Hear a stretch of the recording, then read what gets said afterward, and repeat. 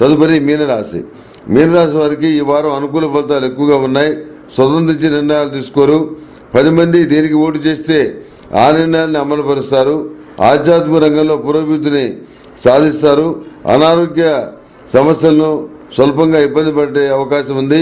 తక్కువ పెట్టుబడితో సాగించే తాత్కాలిక వ్యాపారాలు లాభసాటిగా సాగుతాయి. మీ వ్యవహార శైలికి భిన్నంగా వారం ద్వితీయార్థంలో వ్యవహరిస్తారు. మంచి పనికి గాను విరాళాలు సేకరిస్తారు. యోగా వంటివి అభ్యసిస్తారు. రాజకీయపరమైన విషయాలు బాగుంటాయి.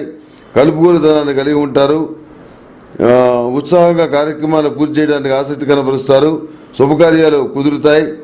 విజయాలు సాధిస్తారు. రుణం ఇవ్వడం, రుణం తీసుకోవడం రెండూ మంచివి కాదు. విస్తృతమైన చర్చలు జరుపుతారు. సంగీత సభల్లో పాల్గొంటారు.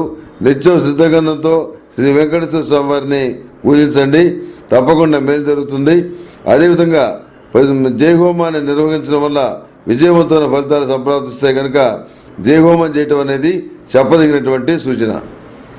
ఈ మేషం నుంచి మీనం వరకు ఉన్న 12 రాసుల వారికి శుభతిథి గంటల పంచాంగం ప్రామాణిక నా పరిజ్ఞానం సహకరించే మేరకు ఈ వారం రాశి ఫలితాలు తెలియజేశాను. సర్వే జనా సుఖినో భవంతు. ఓం శాంతి శాంతి శాంతి.